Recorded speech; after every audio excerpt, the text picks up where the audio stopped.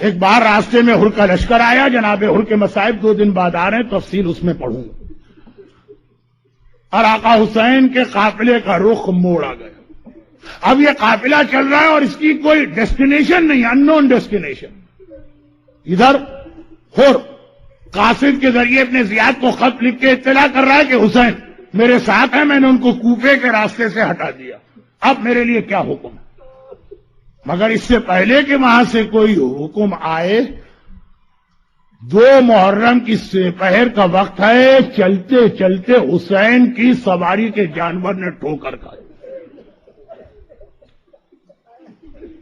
آپ حضرات ساری زندگی آقا حسین کی عزاداری میں مصروف رہے ہیں اور اسی کو اپنی سب سے بڑی سعادت اور کامیابی سمجھ رہے ہیں۔ فاطمہ زہرا کی دعا جس مومن کو مل جائے اس سے زیادہ خوش قسمت کون ہے؟ خاص طور پر ایام اضحیٰ کا پہلا عشرہ آرام کے وقت بدل گئے، کھانے پینے کے اوقات بدل گئے، پوری زندگی کا انداز بدل گیا، مگر یہ کوئی حق ادا نہیں کیا آپ نے۔ آقا حسین کا ایک جملہ کافی ہے، ایک جملہ، اور میں یہ چہرے بھی دیکھ رہا ہوں اس مجمع کے اندر۔ آقا حسین کا ایک جملہ، کون سا جملہ؟ 2 محرم کا قافلہ چل رہا، چلتے چلتے ذوالجناح نے ٹھوکر کھائی اور رک گیا۔ ذوالجناح کو آگے بڑھانے کی کوشش کی جا رہی ہے، آقا حسین کے اشارے پہ حرکت کرنے والا، بلکہ ذوالجناح تو حسین کا اتنا مزاج جانتا کہ حسین کو اشارہ بھی نہیں کرنا ہوتا ہے، ذوالجناح کو معلوم ہے کس وقت مجھے کیا کرنا۔ زندگی میں 2 ایسے موقع آئے کہ بظاہر ایسا لگا کہ ذوالجناح آج حسین کا حکم نہیں مان رہا۔ دوسرا موقع تھا جب سکینہ ذوالجناح کی ٹانگوں سے آ کے لپٹی، وہی ذوالجناح تھا، لیکن عصر عاشور وہ آگے بڑھنے کو تیار نہیں ہے۔ وہ منزل آئے گی عاشور کے مصائب میں، اور آج پہلا موقع ہے کہ ذوالجناح نے ٹھوکر کھائی اور رک گیا۔ اب اصحاب امام خاص طور پر آقا حسین کے قافلے کا جو انتظام کرنے والی شخصیت ہے، ابو الفضل عباس کوشش کر رہے ذوالجناح آگے نہیں بڑھ۔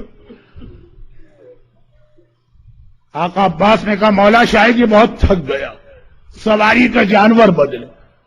ذوالجناح کو بدل کے دوسرا جانور لایا گیا، اس پر حسین بیٹھے، ایک قدم چلا، ٹھوکر کھا کے وہ بھی رک گیا۔ روایتوں میں ہے کہ 7 جانور بدلے گئے، مگر آج کوئی آگے بڑھنے کو تیار نہیں ہے۔ اصحاب امام حیران، بنی ہاشم کے شہزادے پریشان کہ آخر کیا ہو گیا؟ کائنات کی ہر مخلوق امام کا حکم مانتی ہے، یہ تو حسین کی زندگی پر خدمت کرنے والے سواری کے جانور سب پریشان ہیں۔ آقا حسین نے کہا عباس دیکھو قریب میں کوئی قبیلہ رہتا ہے، کچھ لوگ رہتے ہیں تو ان کو لے کے آؤ۔ قریب ترین قبیلہ بنی اسد کا قبیلہ، اللہ کبھی آپ کو عاشور کے دن کربلا لے جائے اور بنی اسد کے قبیلے کو جس انداز سے آپ آتا دیکھیں۔ بنی اسد کا قبیلہ قریب میں رہتا ہے، بلایا گیا۔ حسین نے کہا یہ بتاؤ یہ جگہ کون سی ہے جہاں میری سواری کا جانور رک گیا؟ آقا سب جانتے ہیں لیکن اصحاب کو بھی بتانا۔ ایک بار کسی نے کہا کہ مولا یہ شط الفرات، آقا حسین نے کہا شاید اس کا کوئی اور نام۔ کسی نے کہا کہ مولا اس کو غازریہ بھی کہتے، آقا نے کہا شاید اس کا کوئی اور نام۔ کسی نے کہا مولا اسے نینوا بھی کہتے ہیں، مولا نے کہا شاید اس کا کوئی اور نام۔ سب ایک دوسرے کو دیکھنے لگے کہ مولا اس کے علاوہ تو کوئی نام نہیں۔ کہا دیکھو شاید تمہارے قبیلے میں کوئی بہت ہی بوڑھا، اس کو لے کر آؤ۔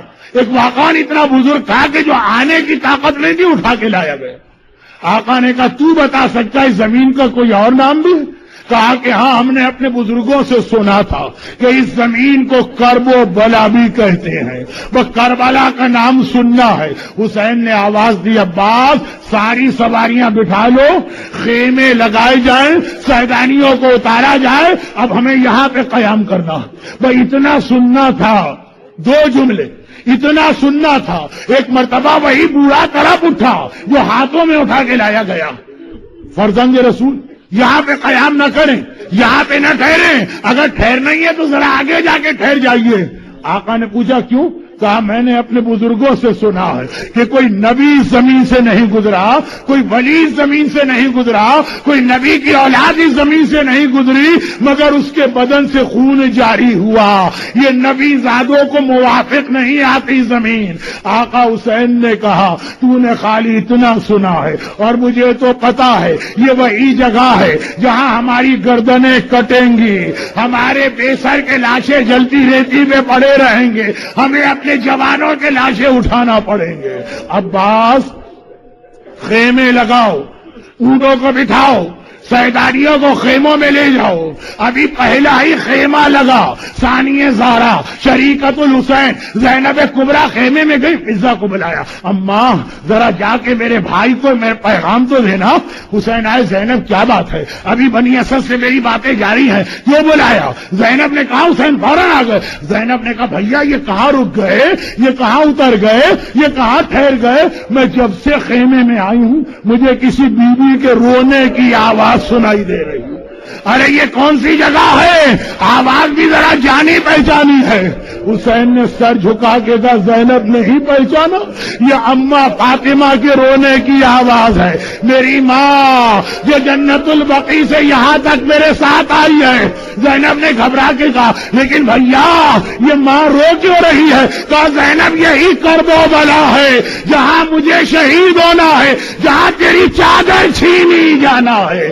زینب تفصیل بعد میں، ابھی بنی اسد سے باتیں جاری ہیں۔ ایک بار حسین قبیلے بنی اسد کے قریب آئے، کہا کہ ہمیں یہاں ٹھہرنا ہے اور یہ زمین ہم خریدنا چاہتے ہیں۔ بنی اسد کے لوگوں نے ہاتھ جوڑ دیے، مولا آپ ہمارے مہمان ہیں، جتنے دن آپ کا دل چاہے قیام کریں۔ حسین نے کہا مجھے چند دن نہیں رہنا، اب تو قیامت تک مجھے یہیں پہ قیام کرنا ہے۔ یہ زمین خریدی جائے گی اور دو شرطیں حسین نے لگائی، عزاداروں آپ کے کھانے پینے کا نظام بدل گیا، آپ کے آرام کا نظام بدل گیا، آپ کی پوری فیملی لائف بدل گئی، مگر ایک جملہ آپ کے لیے کافی ہے۔ حسین نے کہا دو شرطیں ہیں، پہلی شرط کیا ہے؟ پہلی شرط کیا ہے؟ حسین نے عباس کو یاد نہیں کیا، حسین نے اکبر کو یاد نہیں کیا، حسین نے اہل حرم کو یاد نہیں کیا۔ کہا قیامت تک جب ہمارا کوئی شیعہ زائر یا زوار بن کے کربلا میں آئے اسے 3 دن میرا مہمان بنا کے رکھنا اور کہنا حسین کے زائر آقا نے کربلا پہنچتے ہی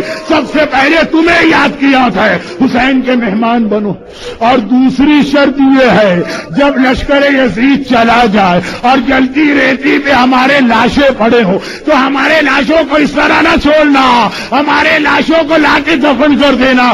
آج بھی عاشور کی سہ پہر آتی ہے تو کفن پہن کر بنی اسد کا سارا قبیلہ کندھوں پہ بیلچے رکھ کے آتا ہے، دوڑتا ہوا آتا ہے آقا جو محرم کو آپ نے ہمارے بزرگوں سے وعدہ لیا تھا، ارے ہم آ گئے مگر بنی اسد بعد میں آئے 3 دن۔ آقا کو اتنا خیال تھا ہمارے لاشیں بے گور و کفن نہ پڑے رہے، امام زمانہ سلام کر رہے، میرا سلام کربلا کے اس شہید پر جن کا لاشا 3 دن تک جلتی ریتی پہ پڑا رہا اور کوئی دفن کرنے والا نہ تھا۔ ارے میں آگے بڑھوں گا اور کہوں گا مولا سجاد ایک مٹھی خاک ہی بابا پہ ڈال دیتے، سجاد اپنے ہاتھوں کو دکھائے گا، ارے وہ جوان بیٹا جس کے ہاتھوں میں ہتھکڑی لگی ہو وہ ایک مٹھی خاک بھی ڈالے تو کیسے